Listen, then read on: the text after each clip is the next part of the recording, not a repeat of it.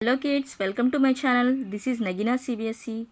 Those who are not subscribed my channel, kindly request them to subscribe, like and share to receive more notifications from my channel. Thank you. Hello बच्चों, आज का हमारा पाठ है 7वीं कक्षा का पाठ 9। पाठ का नाम है एक दिन का स्मॉल पीस ऑफ ग्रास। यह कविता घमंड और अहंकार पर आधारित है। इसमें एक व्यक्ति की तुलना की गई है जो अपने घमंड में बहुत ऊंचा महसूस करता है, लेकिन एक छोटा सा तिनका उसकी आंख में पड़कर उसे असहाय बना देता है। यह दिखाता है कि कभी कभी छोटी सी चीज़ें भी हमें बड़ा सबक सिखा देती हैं और हमें विनम्रता अपनानी चाहिए। चलिए अब कविता पढ़ेंगे।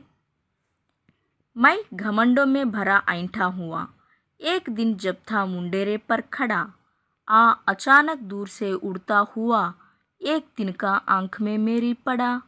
मैं झिझक उठा, हुआ बेचैन सा, लाल होकर आंख भी दुखने लगी। मूठ देने लोग कपड़े की लगे, ऐंठ बेचारी दबे पाँवों भगी।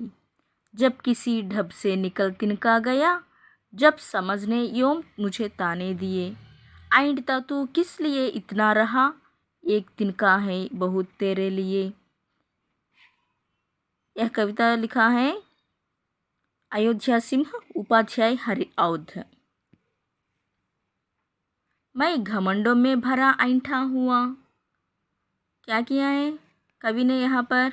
देखिए, मैं घमंडों में भरा ऐंठा हुआ, एक दिन जब था मुंडेरे पर खड़ा। एक दिन कवि ने क्या किया? अपने घर के मुंडेरे पर खड़ा हुआ था, बहुत घमंड से ऐंठता हुआ देख रहा है। अचानक दूर से कहीं उड़ता हुआ एक तिनका आकर कवि के आंखों में पड़ा। इस कविता में एक आदमी मतलब कवि अपने घमंड से भरा हुआ छत की मुंडेरे पर खड़ा होता है। अचानक दूर से उड़ता हुआ एक तिनका कवि की आंखों में आ जाता है। वह असहज और बेचैन हो जाता है। मैं घमंडों में भरा ऐंठा हुआ, I filled with pride and arrogant। एक दिन जब था मुंडेरे पर खड़ा, One day the poet was standing in his balcony grill। अचानक दूर से उड़ता हुआ, Suddenly something came flying from far away। एक तिनका आंख में मेरी पड़ा, A small piece of grass went into my eyes। This poem is about arrogance and pride। It describes a person who stands tall, filled with arrogance, but is humbled by a tiny speck of dust that lands in his eye। The poem teaches us that sometimes small things can give us big lessons and that we should remain humble। मैं झिझक उठा, हुआ बेचैन सा, लाल होकर आंख भी दुखने लगी। मूठ देने लोग कपड़े की लगे, ऐंठ बेचारी दबे पाँवों भगी। मैं झिझक उठा, हुआ बेचैन सा।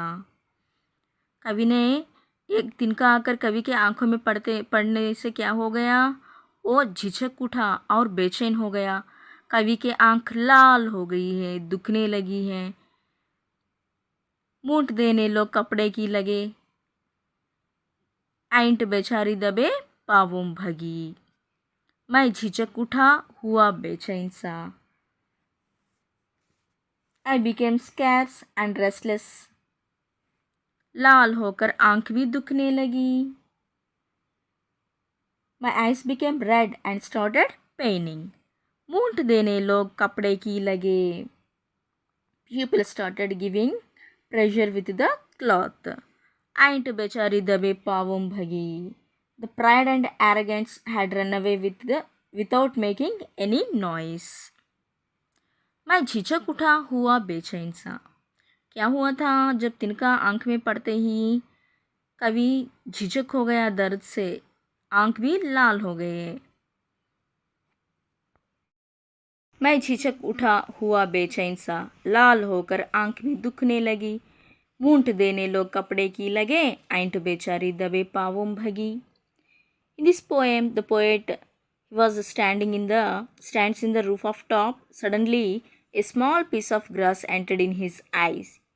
During that time, he felt uncomfortable and restless. His eye turns red and starts to hurt. The pupil tries to remove the speck or piece of grass with a cloth, and the poet's proudness runs away quietly. जब किसी ढप से निकल तिनका गया, जब समझने योम मुझे ताने दिए, आइंदा तू किस लिए इतना रहा, एक तिनका है बहुत तेरे लिए. जब किसी ढप से निकल तिनका गया, तब समझने योम मुझे ताने दिए.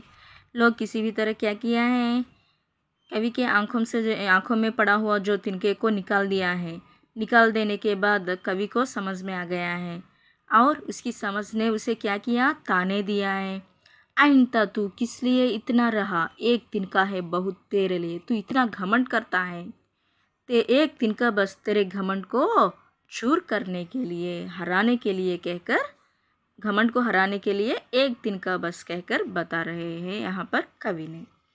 जब किसी ढप से निकल तिनका गया, somehow the piece of grass came out. तब समझने यो मुझे ताने दिए. Then my mind taunted me. आइंदा तू किस लिए इतना रहा, why were you so proud. एक तिनका है बहुत तेरे लिए, a small piece of grass enough for you.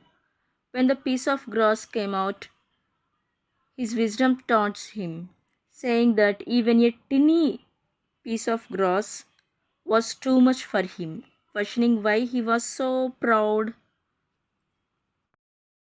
ఏక్ తినకా మీన్స్ చిన్న గడ్డి ముక్క అనమాట.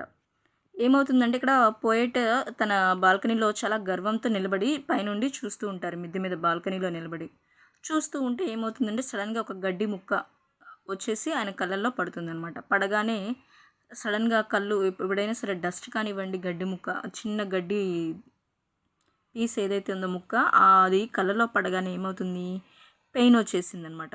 ఆ పెయిన్ వచ్చేసి ఆయనకి ఏమైంది, కళ్ళు రెడ్డిష్గా వచ్చేసాయి. ఇంకా ఇక్కడ ఉన్న వాళ్ళంతా ఏం చేస్తున్నారంటే క్లాత్తో ఆవిరి పడుతూ ఉన్నారనమాట. ఆవిరి పట్టి దాని కళ్ళలో ఉన్నటువంటి ఆ గడ్డి ముక్కను తీసేశారు. అప్పుడు ఏమైందంట, ఆ ప్రౌడ్నెస్ అనేటటువంటిది అంతా కూడా ఒక్క నిమిషంలో అదృశ్యమైపోయింది, అంటే డిజపియర్ అయిపోయిందనమాట. ఎలా అంటే ఒక చిన్న గడ్డి ముక్క ఎంత ప్రౌడ్గా ఉన్నా కానీ, ఇప్పుడు పెయిన్ అనేటువంటిది ఎవరికి వచ్చినా కానీ, ఇప్పుడు ఎగ్జాంపుల్ ఏదైనా దెబ్బ తగిలితే పెయిన్ అనేటువంటిది రిచ్ వాళ్ళకి ఒక రకంగా, పూర్ వాళ్ళకి ఒక రకంగా ఉండదు, అందరికీ ఒకటే పెయిన్ ఉంటుంది కదా. అలాగే ఈ పోయిట్కి కూడా పెయిన్ వచ్చేసింది, రెడ్డిష్గా అయిపోయింది. చుట్టూ ఉన్న జనాలంతా వచ్చేసి ఒక క్లాత్తో ఆవిరి పట్టి ఏం చేశారు, ఆ గడ్డి ముక్కను తీసేశారు, తన కళ్ళలో పడినటువంటి దాన్ని తీసేసినప్పుడు ఆయన ప్రౌడ్నెస్ అనేటువంటిది ఏదైతే ఉందో అది మొత్తం ఒక్కసారిగా డిజపియర్ అయిపోయింది. అప్పుడు ఆయన మైండ్ చెప్పిందంట, ఏమని చెప్పింది, నువ్వు ఇంత ప్రౌడ్గా, ఎంత గర్వంగా ఫీల్ అవుతున్నావు, ఒక చిన్న గడ్డి పోచ చాలు నీ గర్వాన్ని అణిచివేయడానికి అని చెప్పినట్లుగా అతను కవి చెప్తున్నారనమాట. అంటే మనకి అంత గర్వం అనేటటువంటిది ఉండకూడదు, ఎప్పుడు మనిషి ప్రౌడ్గా ఉండకూడదు అని చెప్పి పోయెట్ చెప్తున్నారు.